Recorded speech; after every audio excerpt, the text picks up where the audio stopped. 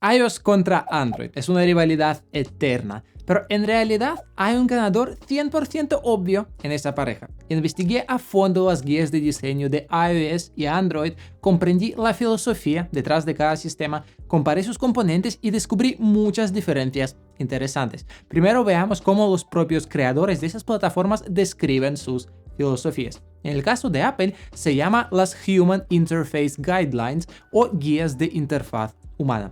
Aquí la palabra clave es humana. Según Apple, el centro de todo debe ser el usuario. La interfaz debe ser sencilla, intuitiva y agradable con un enfoque claramente humanista. Para lograrlo, Apple se basa en 3 pilares principales: claridad, respeto y profundidad. La claridad implica que todo debe ser comprensible, limpio y libre de elementos innecesarios que distraigan al usuario del contenido principal. El respeto hacia el usuario se refleja en animaciones suaves que ayudan a entender el contenido sin abrumar. Eso explica por qué las animaciones de iOS pueden parecer lentas a quienes vienen de Android.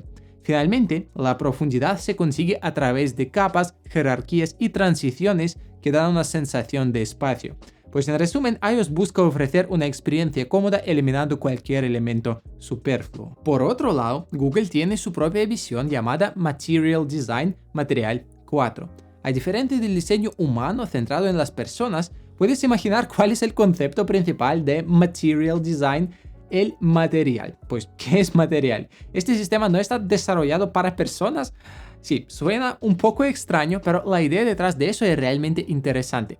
Antes, tanto en iPhone como en Android, el diseño se basaba en el esquemorfismo. Es decir, los elementos de la interfaz estaban diseñados para parecerse a los materiales del mundo real. Todo era llamativo, detallado y tridimensional. Steve Jobs incluso dijo que los iconos de iOS eran tan atractivos que querrías lamerlos.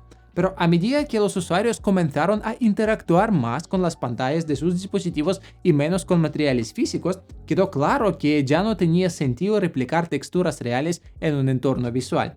Había que encontrar otra solución. Fue entonces cuando con iOS 7 Jony Ive decidió optar por un diseño completamente plano, alejándose de los materiales físicos. Google, en cambio, llevó las cosas más lejos y desarrolló una idea radical. Si los materiales reales ya no funcionaban para las interfaces, ¿por qué no crear un nuevo material digital desde cero? Y a partir de ese material construirían sus interfaces. Probablemente ya adivinaste que todo el diseño de Android está construido a partir de ese material digital. De ahí es su nombre en inglés, Material Design. ¿Qué características tiene ese material? En realidad posee una serie de capacidades únicas. Este material puede estirarse de manera infinita y adaptarse a cualquier resolución, lo que lo hace compatible con pantallas de cualquier tamaño. Es capaz de cambiar de forma y convertirse en lo que sea necesario, pues botones, fondos o incluso combinarse con otros elementos. Sin embargo, tiene ciertas limitaciones. No puede comportarse como gas líquido o chicle ni doblarse como el papel. ¿Por qué? Porque esas propiedades pertenecen al mundo físico, no al digital. Vale, es una idea creativa, pero ¿cuál es la filosofía aquí? Aquí está el punto. Google, con su Material Design, pone el desarrollar en el centro, a diferencia de iOS, que prioriza la experiencia del usuario. Es como si Google dijera: mira, hemos creado un mundo digital lleno de herramientas y posibilidades, diviértete explorándolo. ¿Y cuál es el propósito de todo esto? Pues incentivar a los desarrolladores a experimentar y crear su propia versión única de Android.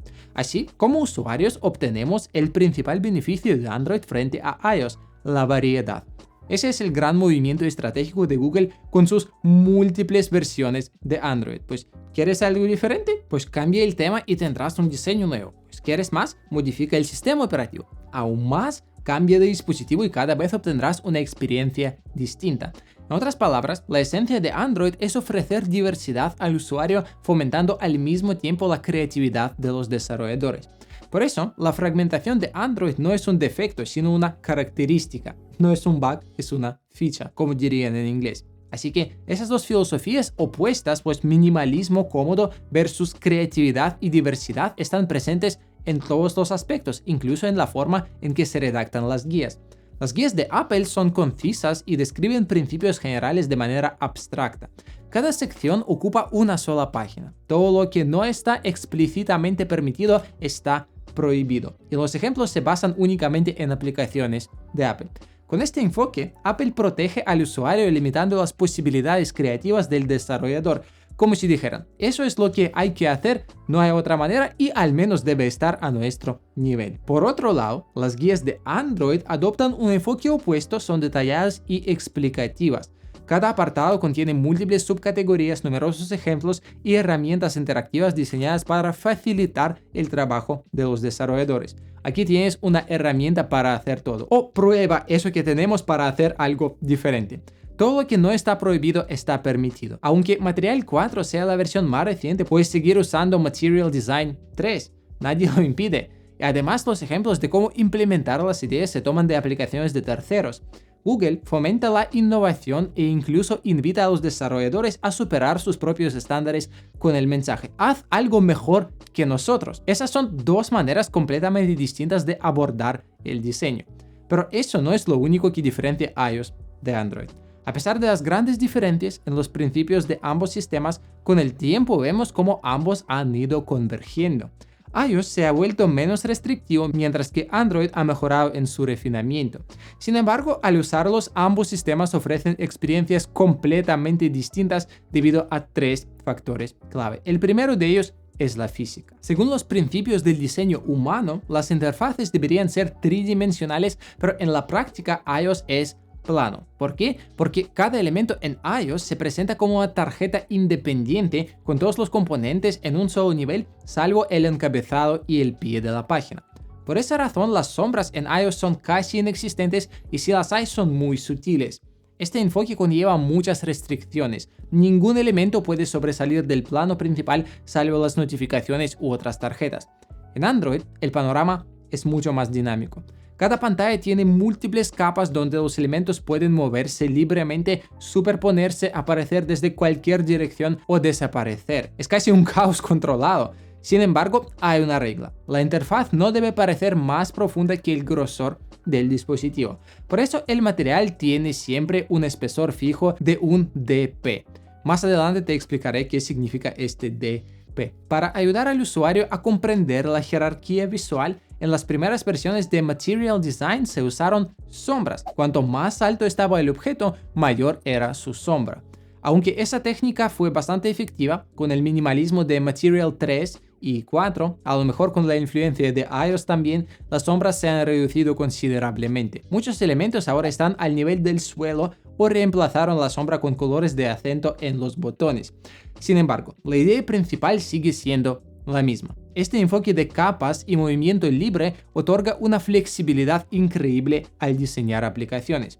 Cada elemento puede moverse, transformarse, cambiar de color o incluso de función. Eso abre las puertas a nuevas mecánicas, animaciones y sistemas de navegación. En iOS, en cambio, las opciones son mucho más limitadas. Solo puedes deslizar tarjetas de un lado a otro o apilarlas en un plano. En total, hay solo tres formas de navegación: lineal plana, no lineal plana y jerárquica. Eso contrasta con las decenas o incluso cientos de posibilidades que ofrece Android con sus herramientas estándar. ¿Notas esa diferencia? En iOS, todo está pensado para evitar confusiones. Hagamos todo simple para que el usuario no se pierda, porque si se pierde, se frustrará.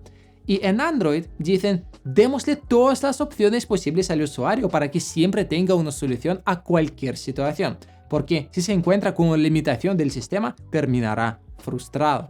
La diferencia entre la variedad de Android y el minimalismo de iOS se refleja no solo en la navegación, sino también en los elementos del sistema. Por ejemplo, iOS únicamente tiene una herramienta para notificar al usuario: el alerta. Es algo así como una ventana emergente para mostrar mensajes. En cambio, Android ofrece banners, snackbars, diálogos y la funcionalidad de esos elementos es sorprendente.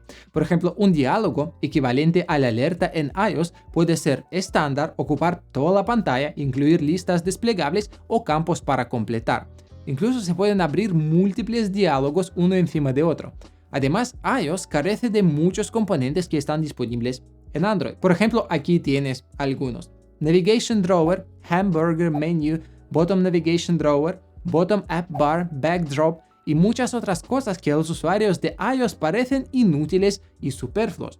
No obstante, hay ciertas características exclusivas de iOS que no encontrarás en Android.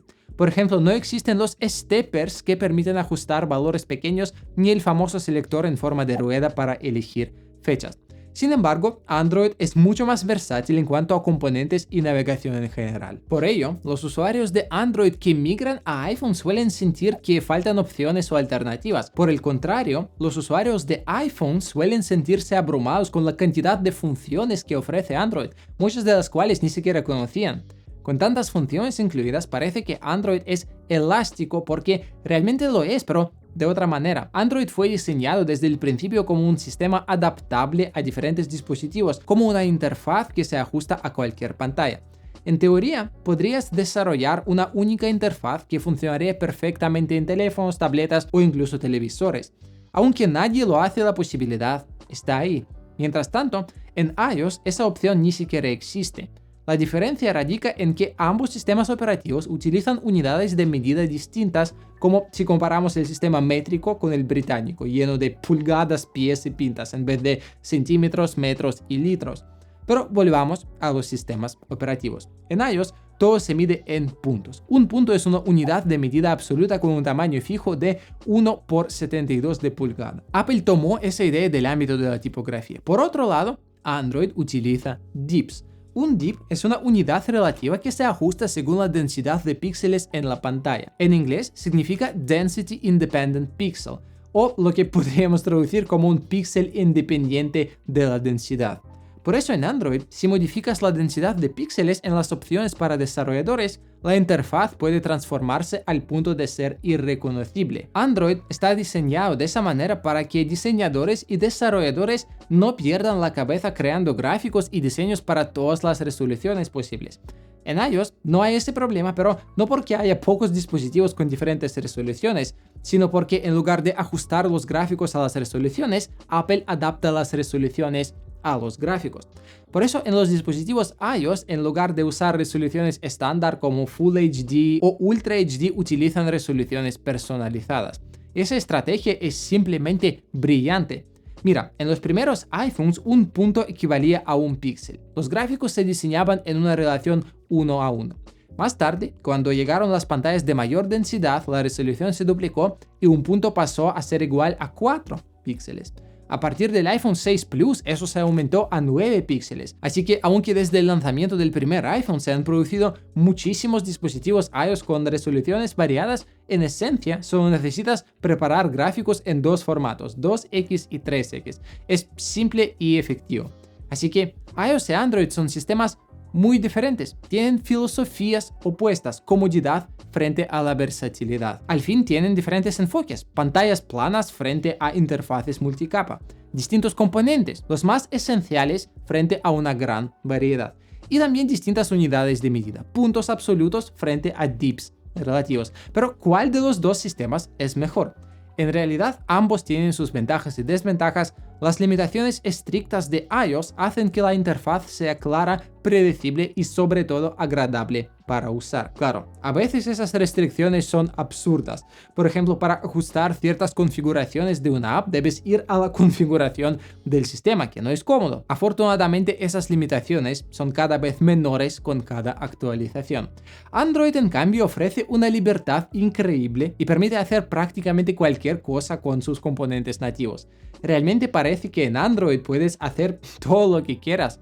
Sin embargo, esa libertad también hace que Android sea inconsistente, fragmentado y en algunos casos menos estable.